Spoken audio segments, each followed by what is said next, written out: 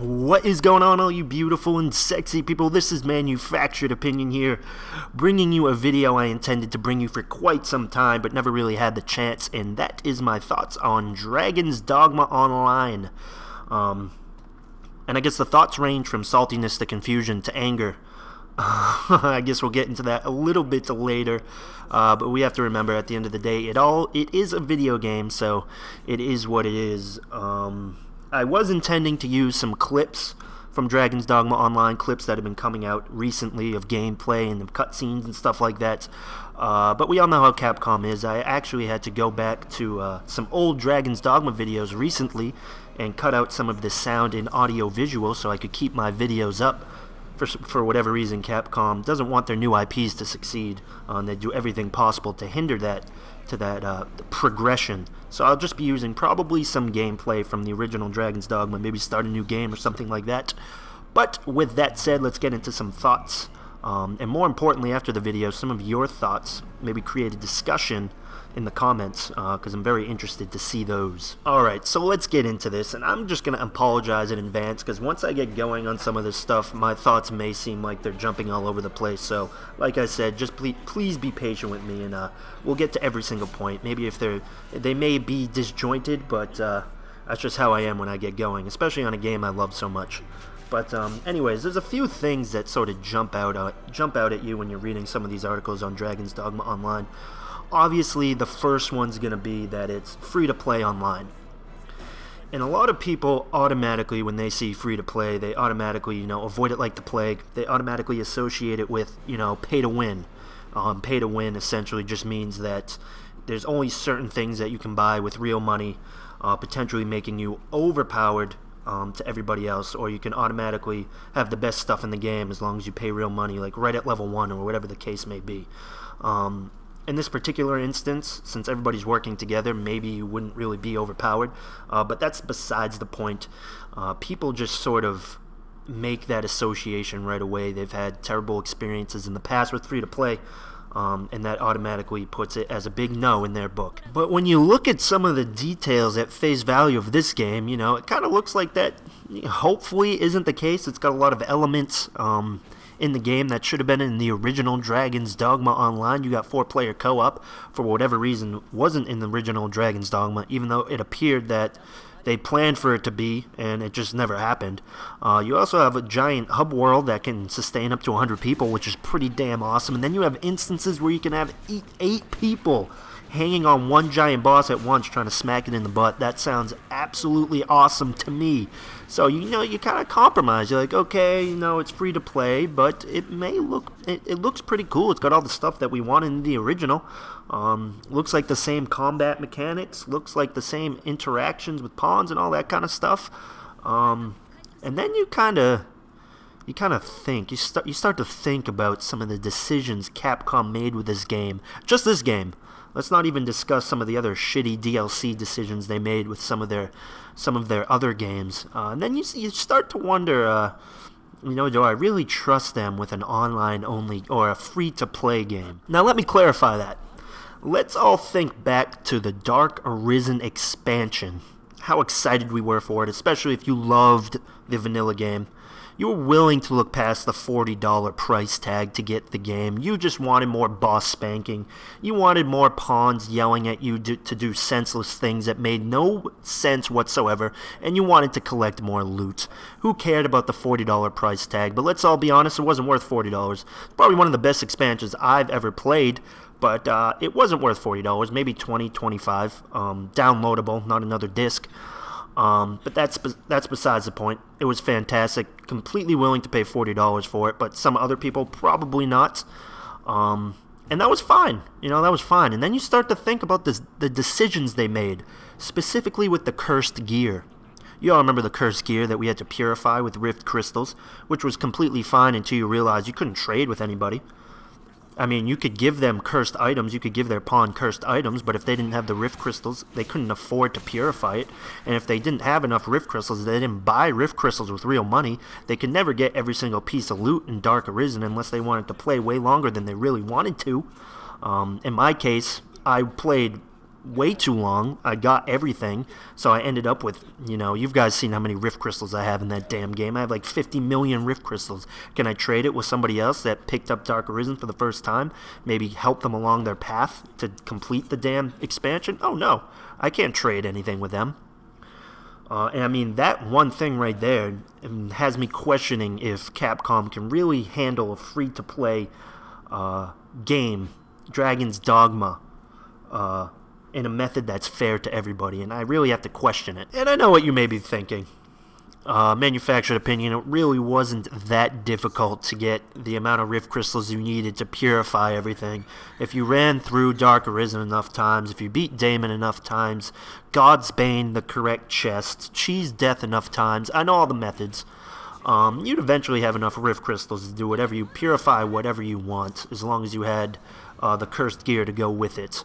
And I would tend to agree. I was lucky enough to have exposure in YouTube and people wanted to use my pawn, so I was never in need of Rift Crystals. And I would even go as far as to say, you know, some people may exploit the fact that you can trade Rift Crystals and all that kind of stuff. There may end up being duplicates and all that kind of stuff. I'm willing to, you know, give you that point. But and speaking of duplicates, remember all the damn duplicate gear you got from the cursed items? Do you remember that? Even if you used the loot manipulation tactics, changing your vocation so you could get different ones, making sure you limited the amount of duplicates you got. I mean, so first of all, they limit the amount of Rift Crystals you can get. You can't trade them, you can buy them with money, and then when you actually use them, you just end up getting duplicate gear. So, you know, that's the first point I wanted to make.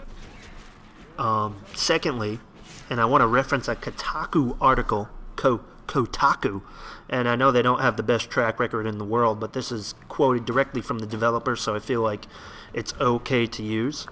But in the very first paragraph of the article, this game was initially developed in parallel to the expansion, and by the game I mean Dragon's Dogma Online.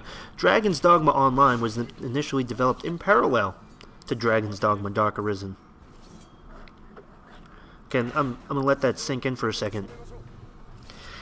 Even if you don't necessarily hate the Rift Crystals, you think they're fine, you don't care if you can't trade them, you don't care if when you use them you get duplicate items, no matter if you change your vocations or any of that kind of stuff. Even if you're not, you know, popular enough for somebody to use your pawns, you have to go through extra work so somebody can use your pawns so you can get enough Rift Crystals. Even if you agree with all of that, Dragon's Dogma Online, a game that's supposed to be more interactive, more open, but it's free to play. It was made in parallel to a decision like that. I don't know, am I the only one that's skeptical of that? You make Dragon's Dogma Dark Arisen, where you pay for Rift Crystals so that you can get stuff faster. Pay with real money. You can't trade them, so there's no reward for you and your friends if one of your friends decides to play longer and, you know, give you some Rift Crystals so both of you can go out on the same mission. Like, think of it in a Dragon's Dogma Online sense. You know, your friend hasn't been playing for a while, you've been playing for a little while, you got enough Rift Crystals. Rift Crystals may not be in Dragon's Dogma Online, I'm just using an example. You got enough Rift Crystals, you're like, hey friend, I'll give you some of these Rift Crystals, I'll trade you some of these so, you know, you can get some equipment and we can go out and kill some giant monsters, we can stab them in the butt. If we go by what they did in Dragon's Dogma Dark Arisen, that's not possible. Just something to think about. So that's where I sort of stand with the whole free-to-play aspect. The game, like I said, let's all be honest, looks absolutely phenomenal. Everything we want in a Dragon's Dogma game. Same combat mechanics, 4-player co-op, 100 people in the same world at once, 8-player instances. Just imagine 8 people jumping over a giant boss, everybody hanging off like an arm or a leg or the tail or the fucking face. That would be absolutely phenomenal. But let's be cautiously optimistic about the decisions they've made in the past, especially concerning Rift Crystals, and more importantly, that they were developing Dragon's Dogma Online in parallel at the same exact time. Just some things to keep in mind. But now that we're done with that, let's go on to something that I know most of you have probably been thinking about, especially since most of my viewers are in the US. I believe, at least. That's what YouTube analytics tell me. Why has there been no confirmation of a Western release? So at the beginning of the video, I sort of labeled out a glass case of emotion that I would be feeling during this video, and it was saltiness, confusion, and anger. And I sort of described the confusion already about the free-to-play stuff. There still is a little bit more confusion to be discussed later on in the video, but in this section, it's really about saltiness and anger. Saltiness because I'm very jealous if the game is only released in Japan, because I really want to play the damn game, even though I'll probably just end up learning Japanese playing the damn game. And anger because I really do not understand why at this point, if you're watching this video in the future and it mayhaps was released in US at this point there's been no confirmation that it's going to be released in the West.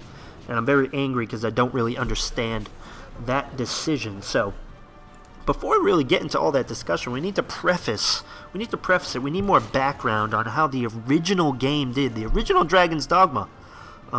Voice crack, FT dubs. I am using Wikipedia for this information, and the most recent information is as of September 30th, 2013, so it's not current. We are in 2015. You have popular YouTube personalities like Vatty doing the Bitter Black challenges that really sucked in some of the Souls fans, that made this game more of a cult hit, more popular than it originally was. So I gotta think, you know, on Wiki it says as of September 30, 2013, 1.3 million units worldwide. I gotta think as of now it's gotta be close to 2 million, maybe 1.8. I tried looking up the sales figures if somebody else has a better source. I went through like 8 pages of Google and I couldn't find it. But I gotta think that it's close to 2 million at this point. September 30th, 2013, it's been another year and a half. Maybe 700,000 is a little bit on the high end. Maybe more, maybe 300, 400, 500,000. Maybe between 1.6 and 1.8 million units worldwide as of this point. But anyways, in terms of why they're releasing it only in Japan, like I said, we sort of have to see how the game has done worldwide to really understand why they're making this decision. So you already heard me point out the overall sales figures worldwide as of September 30th, 2013, 1.3 million units.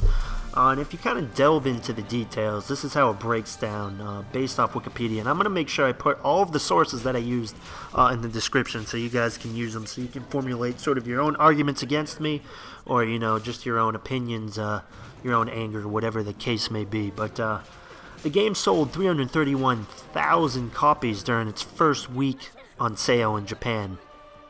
Obviously, most of that was on PlayStation 3, making it the fastest selling new IP of the previous console generation. Now, what Wikipedia doesn't specify was that was only in Japan, not worldwide.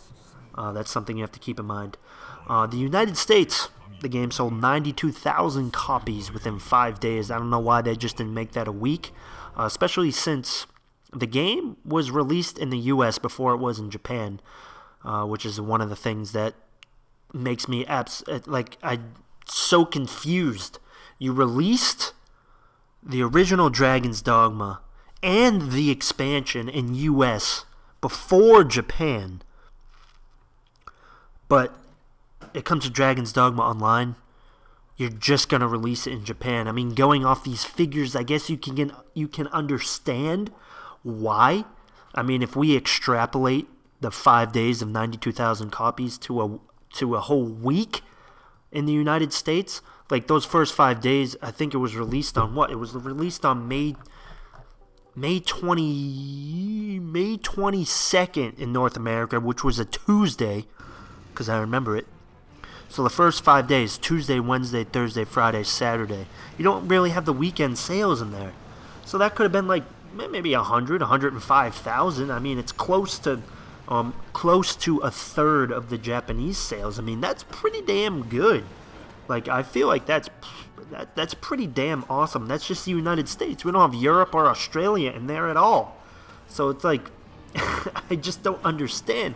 By June 30th, 2012, a month after its release, the game had sold 1.05 million units worldwide. And if you go to other articles online, at this point the game had already exceeded Capcom's sales expectations. So you sort of put that all together and you're like, okay, we understand that the game did, very well in Japan, probably sold more units in Japan, but it only exceeded your expectations because you released it worldwide. Now you're only going to release online in Japan? If it exceeded your expectations when you released everything worldwide, basic logic would assume that if you released your next game worldwide, it would do far better if you released it in just one region, right? And based off the fact that it's going to be released on PS4 first, which we all know PS4 dominates everything right now, Japan obviously covets the PS4 over every other console, but it's going to be released on PC later in the year.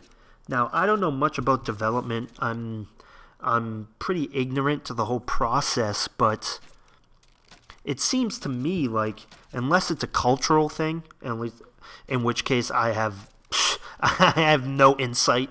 I haven't been to Japan. I haven't lived in Japan. So if that's the case, slap me in the face, give me a dislike, whatever you want to do. But it seems to me you could just outsource the translation of the language. Throw up a couple of North American servers, a couple European servers, a couple Australian servers, and have enough bandwidth for people in the West to play this game. Am I crazy? Can somebody maybe explain this to me a little bit better? Because I really don't understand it, and this is where sort of the angerness and confusion and saltiness comes from. I really don't understand. I mean, at this point, they may come out with a press release later saying, we're going to release it in North America in like 2025. Everybody be ready. In that case, I'm just gonna play it in Japanese and whatever the case may be. But unless they want to release a Dragon's Dogma 2. Which is what you should have done to begin with. And a lot of you may not agree with me on the future of Dragon's Dogma, but I feel like as of right now, Dragon's Dogma Online, the message is you better learn Japanese because that's the only way you're going to be playing this game. Now maybe later down the road they may release a Dragon's Dogma sequel that's released internationally and we can all play it and have a good time and I'll be, happy. But until that time, I don't really see that. I don't really see that happening. I mean, they said that it's going to be released in only Japan on PS4 earlier this year, and then later on this year on PC only in Japan. Obviously, if we're have the patience to read Japanese and all that kind of stuff, we can play it if we want to. But just based off all the facts and circumstances I gave you earlier on in this video, I don't really see a reason why they shouldn't release it in the West. But yeah, like I said, a lot of you probably will disagree with the points I've laid out in this video, and I'd love to see your counter arguments in the description or the comments below rather. And for those of you that share my sentiment, please share your comments. I'd love to start a discussion. That's what this video is really about. Obviously, everybody has different opinions and whatnot, and that's what this channel is all about. So like I said, please leave me your comments in the comments section below. I'd love to hear your thoughts on the game. And as always, I hope you are enjoying life. And I hope to see you in future videos. Take care, everybody. Bye-bye now.